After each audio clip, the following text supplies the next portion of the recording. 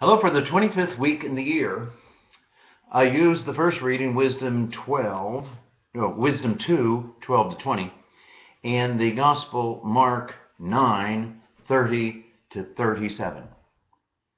And the whole theme is, who's number one? Who's the greatest? Who's the first? Well, I'm doing this little taping or this video Saturday morning. This evening, University of Kentucky plays Florida. And absolutely, Florida has been number one against UK. For the last 28 football games, they have won every one. And UK this evening's looking to be number one for the first time in a long time. Who's number one? Tomorrow in our family up in northern Kentucky, we have our annual family picnic. And in the Hehman family, there are many, many people who think they are hot stuff, number one, the greatest. And in our family, we do think some of them are the greatest. Way back to my grandma. We never called her grandma. We called her Mom. And her husband, Grandpa. I think in the Hehman family, Mom was number one, the greatest. And then the older brothers and sisters and cousins and so forth, or parents, my dad Stan, Uncle Norb, Lorraine, Mick, Cletus. I don't know, but I sort of always thought Stan and Norb were number one. Sorry, they probably weren't, but that's what I thought. And among brothers and sisters and cousins, I find the standout, God rest their souls, some of them, Paul, Joan, and Hal. Who was number one there? Of course, Joan. She's here today. The Hehman family and number one. Playing King on the Mountain, or competing in sports, or competing wherever, scholastically, who's number one? It was very important, especially in our family. And we'll be gathering 50 to 100 people at the Hehman picnic. Jesus talked about the same thing. Jesus asked his disciples, what were you arguing about on the way? You know? And, number one. It goes way back from the disciples to Donald Trump. Who's number one? The liberals to the conservatives.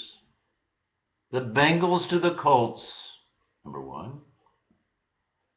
David's Bunnings decision with the marriage laws and the county clerk in Davis. We strive to be number one. Or we just act like we are number one. Jesus gives two answers to who's number one, who's first, who's the greatest. And there's two senses. The first one, he says, pretty loud and clear, if anyone wishes to be first, he or she must be last of all and the servant of all. I don't like that last of all, but I do like that servant of all. I think what he means last of all, that you got to put the other first, or the other before yourself. But I really do like number one, and if you're going to be the greatest, you have to be the greatest servant of all. If anyone wishes to be first, he or she must be last of all and servant of all. And then the second sentence is like it, I guess. He says, whoever receives one child such as this in my name receives me. Whoever receives me receives not me, but the one who sent me.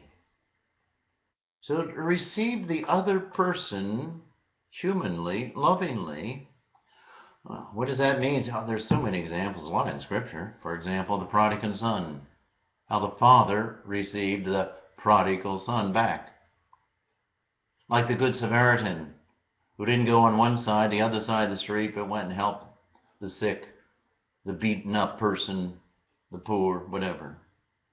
And the Sermon on the Mount is loaded with how to treat and receive the other. Good people are even a challenge. In the first reading of the book of wisdom, it's applied to Christ. Let us beset the just one, because he or she is obnoxious to us. Good people threaten bad people. And bad people threaten good people also. But we are to receive the other. We are to serve the other, as we saw in Jesus' life. The servant of all, to receive even a little child, or even a sinful woman caught in adultery. Yes, what a challenge. A challenge to be servant of all and to receive all. It's tough.